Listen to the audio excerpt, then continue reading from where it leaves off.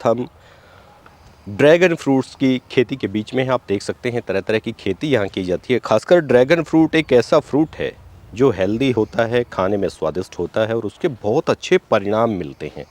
स्वास्थ्य बरकरार रख सकते हैं और उससे जो बीमारियां हैं एक तरह से वो भी कटती हैं। तो एसपीएस चीमा साहब से बातचीत करेंगे, कर्नल एसपीएस चीमा जो ये खेती करते हैं, इनसे जानने की कोशिश करेंगे कि किस तरह की खेती है, कितनी लागत इनमें आती है, क्या रख रखाव करना पड़ता है और कितना बेनिफिट हम उठा सकते हैं। चीमा साहब, स्वागत है आपका। Thank you. चीमा साहब, ये ड्रैगन फ्रूट की खेती आप लोग करते हैं, तो शुरुआत कहाँ से करते हैं, कहाँ से इनका पौधा आता है, कैसे ये ग्रो करते हैं और किस तरह की इनकी जो मेंटेनेंस है वो करते हैं? नमस्कार जी। इसकी खेती मैं 3 साल पहले आर्मी से रिटायर हुआ था, तो एक मन में था कि ट्रेडिशनल खेती से हट के कुछ करना है। तो हमने काफ़ी सर्वे किया, जगह जगह गए, कई प्रोग्राम बने, पहले मशरूम का था, ये था, तो फाइनली व्हेन वी डिसाइडेड कि ड्रैगन जाना है जी। तो फिर हमने 2 एकड़ का प्लान किया। तो ये 2 एकड़ के फिर एक केले का नर्सरी हमने हरियाणा से लिया, एक का हमारा हैदराबाद से आया था। तो फिर हमने 2 एकड़ का ड्रैगन फ्रूट लगाया। आज हमारी इस साल अभी हमारी सेकंड हार्वेस्टिंग थी एक तरह से, तो बहुत अच्छी हार्वेस्टिंग हुई है and we are fully satisfied. जो दूसरे किसान होते हैं अक्सर मौसम की मार का रोना रोते हैं और अच्छी खेती नहीं कर पाते हैं, जैसे जानवरों से भी खेती को खतरा रहता है, तो इसको कैसे प्रोटेक्ट करना पड़ता है? वो चीज़ तो इसमें भी है। जैसे लास्ट ईयर हमारा पहला साल था और पहली हार्वेस्टिंग थी, तो हमारे यहाँ पानी आ गया था। हालांकि हमारी ज़मीन पे पानी नहीं आता, तो ये बारिश का भी था और एक पहाड़ टूटा था, उसका पानी होके आ गया, तो काफ़ी पानी भरा रहा। इसके अंदर करीब 1 हफ़्ता पानी रहा, जबकि ये पानी बिल्कुल इसको ज़्यादा नहीं चाहिए, इसको नमी चाहिए, नामात्र पानी चाहिए। तो हमें पूरा हमारे को भी एक तरह से डिसअपॉइंटेड हो गए थे कि शायद काफ़ी नुकसान होगा। देन हमने जो हमारे गाइडर हैं श्रीनिवासन जी हैदराबाद से, वाइफ टेक्निकल चीज़ें वो देखती हैं, उन्होंने उनसे बात की, उन्होंने हमें बताया कि क्या करना है, क्या क्या डालना है, और हमने पूरी मेहनत की एंड रिज़ल्ट ये निकला कि कुछ महीने में हमारा 98% पूरा ड्रैगन रिवाइव हो गया। हालांकि हमारा चंदन चला गया लेकिन ड्रैगन हमारा रिवाइव हो गया एंड उसमें कोई अभी आज की डेट में कोई नुकसान नहीं। तो कर्नल साहब, क्या क्या खेती आप करते हैं ड्रैगन फ्रूट के अलावा, क्या क्या हैं और किस तरह के शौक़ रखते हैं कि खेती में किस तरह से आगे पैसा कमाना है, नाम कमाना है, कैसे चीज़ें आगे बढ़ती हैं? शौक़ ये है कि खेती के बाद आर्मी छोड़ने के बाद हम आराम से शहर में भी रह सकते थे। गांव वाले अभी भी एक क्वेश्चन करते हैं कि आप अफसर होके आके गांव में रह रहे हो, ये रह रहे हो, ये उनकी सोच है। मेरे को खेती आप आर्मी छोड़ने के बाद मेरे मन में यही था कि जो अपनी जद्दी जायदाद है उस पे जाके, मुझे यहाँ का बाहर का एनवायरनमेंट बहुत अच्छा लगता है, प्लेजेंट लगता है, हेल्दी लगता है।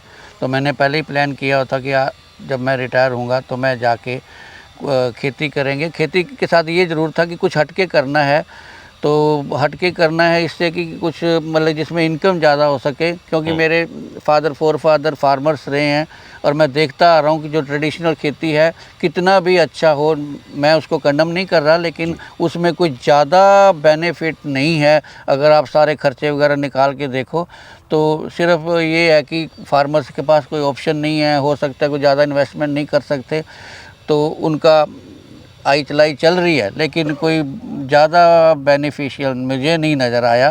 तो इसलिए मैंने सोचा था कि कुछ हटके करेंगे जिससे गांव वालों को भी कुछ अवेयरनेस दे सकूं और फाइनेंशियली भी कोई बेनिफिट हो जाए। मतलब आप ये कहना चाहते हैं कि जो प्राकृतिक खेती है उसका अगर हम मोड चेंज कर दें तो कुछ अलग तरीके की खेती की जा सकती है, जिससे अच्छी कमाई भी हम ले सकते हैं। बिल्कुल कर सकते हैं। हाँ, हालांकि क्लाइमेट का जो आपने पहले कहा वो इसमें भी है, पानी जैसे आ गया तो इसमें भी है। बाकी अगर इसमें ट्रेडिशनल खेती में सब ठीक रहे और इसमें सब ठीक रहे तो ये ज़्यादा बेनिफिट है।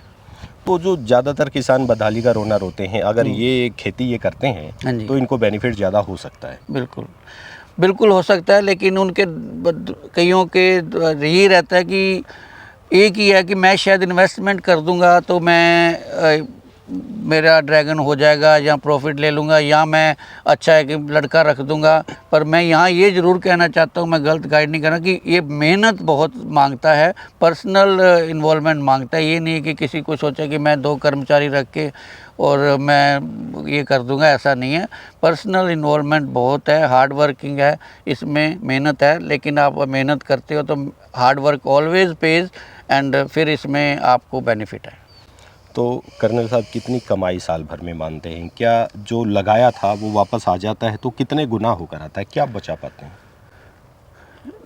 जहाँ तक कमाई का है, हमारा ये दूसरा हार्वेस्टिंग है। पहला हार्वेस्टिंग तो जनरली ना के बराबर लेते हैं, क्योंकि उसको पौधा मजबूत होने के लिए छोड़ा जाता है। फॉर एग्जांपल, अगर एक कैनोपी में 6 फूल हैं तो जनरली 4 तोड़ के 2 रखे जाते हैं, ताकि उन 2 को ही वो खुराक मिले। प्लस पहला हार्वेस्टिंग होता है कि आप अपने रिश्तेदार, फ्रेंड्स को टेस्ट कराओ, मंदिर गुरुद्वारा में करो। तो उस हिसाब से हमारा पिछला कुछ पानी भी आ गया था, तो एवरेज था। ये हमारा टाइम के हिसाब से सेकंड है, पर प्रैक्टिकल में देखो तो पहली हार्वेस्टिंग है। और इस बारी हम फुल्ली सेटिस्फाइड हैं 2 एकड़ में जो हमारी हार्वेस्टिंग यील्ड निकली है। उस हिसाब से मैं जब कंपेयर करता हूँ अपनी, मैंने दूसरी ट्रेडिशनल खेती भी की है, अपनी पैडी जो लगाई थी, मेरे 2 एकड़ ड्रैगन अभी मेरे 10 एकड़ पैडी के बराबर मैं आज की डेट में इसको मानता हूँ। तो जैसे आपके पीछे ये फल है, ड्रैगन फ्रूट है, इसको हम अगर देखें तो क्या मान के चलें, कितने दिन में पक के तैयार हो जाता है? कैसे हम इसको सप्लाई करते हैं, आगे से आगे बेचने की प्रक्रिया जो चलती है? और इसके भाव की अगर हम बात करें तो किस तरह का उतार चढ़ाव उसमें होता है?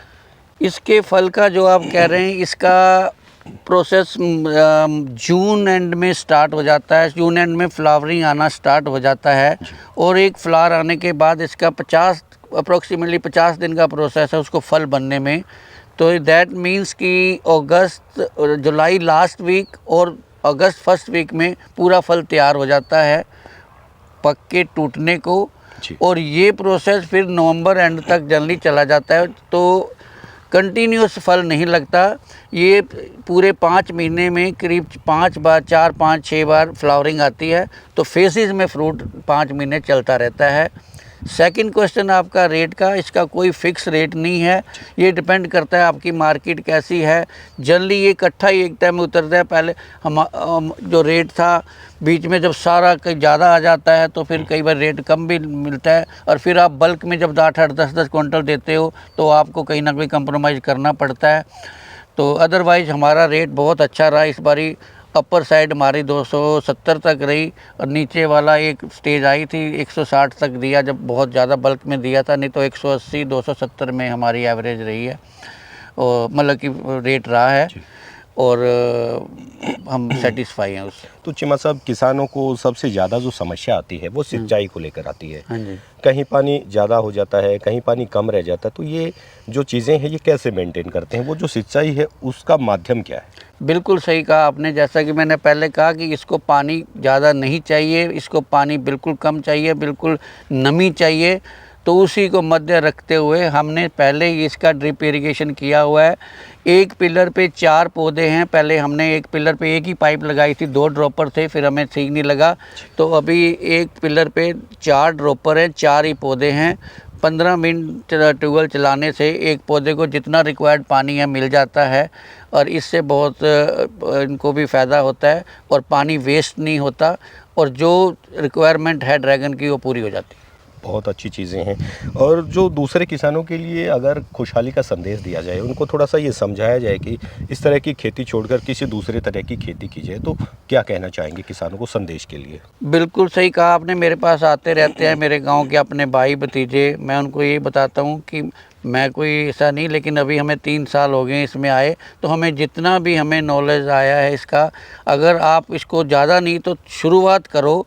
और मैं उनको ये भी बोला कि जो खर्चा हमारा आया है उससे आपका काफ़ी कम होगा। उसका कारण ये है कि जो गलतियां हमने की हैं, क्योंकि हमें भी इनिशियली पता नहीं था कि क्या ड्रैगन है या क्या है, क्योंकि अभी टाइम लगा है तो हमें थोड़ा तजर्बा हो गया। तो जो गलतियां हमने की हैं हम उनकी सुधार सकते हैं। तो इसलिए मैं उनको मोटिवेट करता हूं कि ज़्यादा नहीं लगाना, थोड़ा लगा के देखो, पर मेहनत करो। आपको गाइडेंस हम देंगे जितना हमें पता है, और गलत नहीं सही गाइडेंस देंगे आपको। और आप देखो कि कंपेयर करो ट्रेडिशनल खेती फिर इसके साथ, तो लेट्स होप कि कुछ फार्मर्स मोटिवेट होंगे। तो सर इसके लिए टेम्परेचर कैसे मेंटेन करते हैं, क्योंकि सुना है कि गर्मी में अक्सर ये फल ख़राब हो जाता है। हाँ जी, हाँ जी। इसका टेम्परेचर 10 से 40 चाहिए होता है, तो अपने यहाँ विंटर्स में 10 से नीचे भी चला जाता है, आपको पता है, समर्स में 40 से ऊपर भी। बट आई पर्सनली फील कि दैट कैन बी मैनेजेबल। कई देसी तरीके हैं, जब अच्छा कमाई हो जाए तो परमानेंट सोल्यूशन है।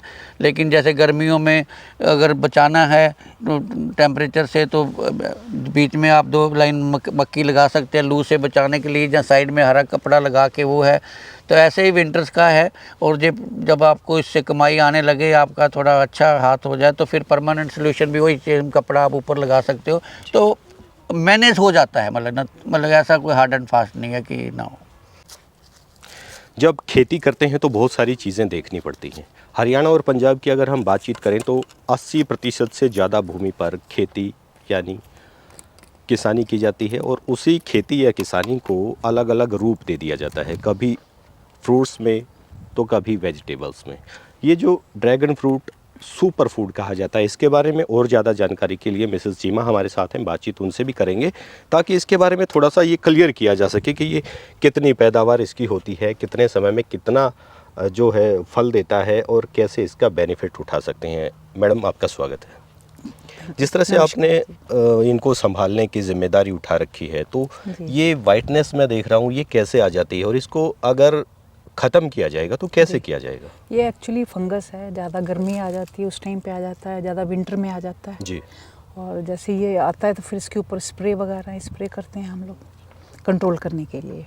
अगर नहीं कंट्रोल करेंगे तो ये बढ़ता चला जाता है। इनिशियली जैसे आता है वहाँ से हम लीफ को कट कर देते हैं, येलो पूरा ये येलो आ जाता है, इसमें वाटर जो है डिपॉजिट हो जाता है, तो इसका स्किन निकाल दिया, फिर उसके बाद स्प्रेज हैं, स्प्रेज लगाने के बाद में ये चला जाता है। और बाकी के ये फ्रूट कट मार्क हैं, जैसे इसमें फ्रूटिंग आने के बाद जो फ्रूट कट किया हुआ है इसकी मार्किंग है इसमें। तो मतलब यहाँ से फल उतारा जा चुका है, ये फल यहाँ से उतारा जा चुका है, यहाँ से उतारा जा चुका है। अब ये जो है यहाँ से कट करके निकालेंगे सीजर से, तो वो फ्रूट का मार्किंग आ जाता है। तो इसके अलावा कौन कौन सी खेती में आप रुचि रखते हैं, और वो कितना बेनिफिट जो है किसानों को दे सकती हैं? खेती में तो जो ट्रेडिशनल है उसमें तो सब देख ही रहे हैं जो होना है। ये बेनिफिट्स इसमें है, अगर किसान इस साइड में आते हैं, थोड़ा सा कॉस्टली तो ये है इनिशियली। अगर ज़्यादा अफोर्ड नहीं कर सकते हैं, कुछ कम पिलर्स लगाएं, उस पर ट्रायल लें, अगर उनको बेनिफिशियल लगता है तो उसको धीरे धीरे आगे बढ़ाते चले जाएं। कोई हार्ड एंड फास्ट रूल नहीं है कि आपने एक बार में 1 एकड़ लगाना है जी। आप 20 पिलर से शुरू कर लीजिए या 50 से शुरू कर लीजिए, जैसे जैसे आपको फ़ायदा आता है आप उसको उतना बढ़ाते चले जाइए। अभी 1 पिलर की अगर हम बातचीत करें इसकी, तो इस पे कितने जो पौधे हैं वो लगाए गए थे, और वो कैसे स्टेबल रह पाते हैं? क्या इनमें आपस में ये जुड़ाव नहीं हो पाता दूसरे पौधों की तरह? नहीं, क्योंकि ये जो पिलर हैं ज़मीन के अंदर 2.5 फीट है, ऊपर 5 फीट है जी। इसको आप हाइट के अकॉर्डिंग 4.5 फीट भी कर सकते हैं, क्योंकि अगर मिट्टी अगर इसमें बढ़ाते जाएंगे, अगर ज़्यादा पौधा ऊपर बड़ा होता जाएगा तो फ्रूटिंग के टाइम पे, कट करने के टाइम पे प्रॉब्लम आएगी मेंटेन के लिए। और एक पिलर के ऊपर 4 पौधे हैं, और एक ही नीचे से स्टेम हम लोग ऊपर लेके जाते हैं जी। और ऊपर से फिर कैनोपी मेंटेन करनी है। आपने इसके बारे में अच्छे से एक्सप्लेन किया। इसका थोड़ा सा ये भी बताइए कि ये पौधा कितना कॉस्टली है और कहाँ से मंगाया जाता है इसको, और जब इसको अभी जैसे आपने लगा रखा है, हाँ जी, तो अगर कट करके कहीं और लगाना चाहें तो किस तरह की ज़मीन इसको चाहिए, किस तरह की ड्रिपिंग सिस्टम, किस तरह का पानी, किस तरह का खाद इसको चाहिए? ये किसी भी टाइप की ज़मीन में हो जाता, कुछ ऐसा नहीं है। अगर पत्थर भी हैं थोड़े थोड़े पतली, जैसे पथरीली जो पहाड़ों में भी हैं वहाँ भी हो जाता है, नॉर्मल प्लेन एरिया में भी है, हमारे यहाँ भी ये हो रहा है। और इसको करने के लिए फिर वही है कि थोड़ा सा एक हाइट देके बेड बनाया जाता है। बेड के ऊपर जो हम लोग इसमें मैन्योर डालते हैं, काऊ डंग है या कोई भी किसी भी चीज़ का डंग है, चाहे वो बफेलो है या काऊ है, उसके अंदर वर्मी कंपोस्ट है, नीम खली मिलाई जाती है कि ताकि दीमक ना इसमें आए, या और जो छोटे मोटे इंसेक्ट्स ज़मीन के अंदर होते हैं, क्योंकि कड़वा होता है नीम। ये जो ड्रैगन फ्रूट आप लगाते हैं, सबसे ज़्यादा खतरा किस से होता है, किस जीव से होता है या किस कीट से होता है इसको? नीचे इसमें एक वाइट गोर्प टाइप का एक सुंडी आ जाती है, और भी इसमें इंसेक्ट्स हैं या दीमक है जी। ये चीज़ें आती हैं। उसके लिए फिर टाइम टू टाइम ट्रीटमेंट देना पड़ता है, क्वार्टरली आप जैसे 3-3 महीने बाद इसमें अगर ध्यान रखते हैं कोई वो नहीं है। और या फिर फंगस का ज़्यादा प्रॉब्लम आता है, उसमें रूट रोट भी हो जाता है, ऊपर लीव्स में भी आ जाता है। तो उसके लिए बहुत सारे ऑर्गेनिक प्रोडक्ट्स हैं। इसे उनको सुपर use- फूड तो कहा जाता है, लेकिन ये हाँ जी। किस चीज़ में खासकर काम आता है जहां हम इसको रामबाण मान सके? जिनके प्लेटलेट्स कम हो जाते हैं, स्पेशली डेंगू है, इसमें बहुत कारगर है, सुपर फूड की कैटेगरी में है। कीवी को सुपर फूड की कैटेगरी में माना गया था, ये 1 स्टेप उससे भी ऊपर है। इवन मेरे अपने प्लेटलेट्स 80,000 थे और कंटिन्यूस मेरे को 5 मंथ्स हो गए हैं इसको खाते हुए। अभी मेरे करीब 3.5 लाख के आसपास से खुद के अपना एक्सपेरिमेंट बता रही हूँ। बाकी मेरे आसपास हैं वर्कर्स हैं, उनको भी मैं देती हूँ। मेरे यहाँ एक अभी वर्कर है, रिसेंटली थोड़ा काम चल रहा, उनको दिया है। और इसमें कैल्शियम, प्रोटीन, मिनरल्स सभी इसमें काफ़ी है। तो कटाई छटाई के लिए किस तरह से ध्यान रखा जाता है? क्या आप उसका सारा काम अपने आप करती हैं? नहीं, मेरे पास वर्कर्स भी हैं, ट्रेंड हैं, उनको भी सिखाया हुआ है। बाकी का जैसे अभी ये फ्रूटिंग आने के बाद में, जैसे ये जो बड़े लीव्स हैं ये बढ़ते जा रहे हैं, तो इनको एक देख करके उस हिसाब से हम लोग कट कर देते हैं कैनोपी मेंटेन करने के लिए। क्योंकि ये बढ़ेंगे, अगर नीचे से यहाँ से भी अगर हम कट करते हैं तो न्यू शूट्स ऊपर से आ जाएंगे। जी। तो कैनोपी अगर आपने बनाना है, मेंटेन करना है, क्योंकि ये आने वाले टाइम में तो ज़मीन में टच हो जाएंगे और नेक्स्ट ईयर तक तो ये ज़रूरी है। तो इसलिए उस हिसाब से इनको कट भी हम लोग कर देते हैं जहाँ जितना चाहिए रखने के बाद में, कि ताकि ये ऊपर से न्यू शूट्स, क्योंकि ये पौधे स्ट्रेस में आएंगे तो नया शूट्स निकालेंगे ऊपर से। तो मैडम चीमा, एक थोड़ा सा ये बताइए, जैसे गुलाब का पौधा हम लगाते जी, हैं तो जी। उसकी कलम को नीचे जी। ज़मीन में गड़ा देते हाँ हैं और जी, हाँ उससे जी। पौधा बन जाता है। जी, तो जी। कि इसका जो लगाने का तरीका है वो कैसे रहता है, कैसे ये मेंटेन होता है? इसका ये है कि लोग तो सीड से भी बनाते हैं, पर वो टाइम बहुत लगता है। अब जैसे हम लोगों के ये जो मेच्योर है, फ्रूटिंग जिन पे आ चुका है, जी। मेच्योर लीव्स हैं, इनको हम लोग कट करके इससे नए पौधे तैयार कर लेते हैं और अच्छे बन जाते हैं, उसमें कोई ये प्रॉब्लम नहीं। जो- नर्सरी तैयार कर रहे हैं अभी हम लोग सेल के लिए भी, कि जिनको अगर किसी की डिमांड है तो दे सकते हैं। तो जो ये फल देता है, हाँ जी। सुपर फूड जिसे कहा जाता है, ये कितने दिनों तक ये प्रक्रिया चलती रहती है? क्या एक समय वो भी आएगा जब ये बिल्कुल निष्क्रिय हो जाएंगे और यूजलेस हो जाएंगे? नहीं, एक पौधा अगर आज आप लगाते हैं, वैसे तो ये ट्रॉपिकल प्लांट है जी। और कोस्टल एरिया में जैसे होता है वहाँ तो टेम्परेचर भी मेंटेन रहता है। हमारे यहाँ टेम्परेचर ज़्यादा आता है तो फंगस की प्रॉब्लम आने का डर लगता है। एक बार अगर आपने इनको लगा लिया है तो ये 25 ईयर्स तक के आपको फ्रूटिंग देता है। और इसका जो सीजन शुरू होता है मिड जून से, जब ह्यूमिड होती है क्लाइमेट, कोई ज़रूरी नहीं है कि मिड जून से, अगर पहले भी अगर गर्मी ज़्यादा हो रही है, कई बार मई में भी फ्लावरिंग होती है पर वो ड्रॉपिंग हो जाती है गर्मी की वजह से। मिड जून से ये है कि हमारे यहाँ थोड़ा सा रेनी सीजन शुरू हो जाता है, मौसम थोड़ा ठंडा हो जाता है, उस टाइम पे इसमें फ्लावर सेट हो जाते हैं। तो बारिश के दिनों में ये फसल खराब होने का डर नहीं होता? नहीं, ऐसा कुछ नहीं है। थोड़ा सा फंगस का ही मेन प्रॉब्लम है इस पौधे में, और कोई ज़्यादा प्रॉब्लम नहीं है। तो फंगस के लिए फंगस को ही आपने कंट्रोल करना है। अब जैसे इसमें मैन्योर जब डालते हैं, मैन्योर को थोड़ा सा ट्रीटमेंट करके हम लोग, कि इसमें सूडोमोनास है, ट्राइकोडर्मा वगैरह है। तो दूसरे किसानों को क्या संदेश देना चाहेंगे कि किस तरह की जो पारंपरिक खेती वो पहले करते जी, थे, जी। अगर इस तरह की खेती में आए हाँ जी। तो लागत तो लगेगी, उसमें कोई दो राय नहीं है, लेकिन जी। फ़ायदा कितना उठा सकते हैं? फ़ायदा नॉर्मल जो ट्रेडिशनल खेती कर रहे हैं उससे तो इसमें फ़ायदा है, नो डाउट। और लागत का वही, जैसे मैंने आपको बताया कि पहले कम पिलर्स में लगाना शुरू करें, फिर अपनी मार्केट भी देखें और उसके बाद जितना उनका है बढ़ाते चले जाएं, उसमें कोई दिक्कत नहीं है। क्योंकि ध्यान तो इसको करना पड़ेगा, केयर मांगता है, जी, ये नहीं है केयर कि तो आपने हर चीज़ लगा के मांगती छोड़ दिया। हाँ जी, हाँ जी। मैडम चीमा ने बहुत सारी अच्छी जानकारी हमें दी जो किसानों के लिए बेनिफिटेबल है, अच्छी है। और पारंपरिक खेती को अगर बदलाव उसमें महसूस किया जाए तो नई तरीके की खेती में अगर आप लोग आते हैं, ड्रैगन फ्रूट्स लगाते हैं, दूसरे तरह की खेती है उसमें जाते हैं, तो बहुत सारा फ़ायदा आप लोग उठा सकते हैं।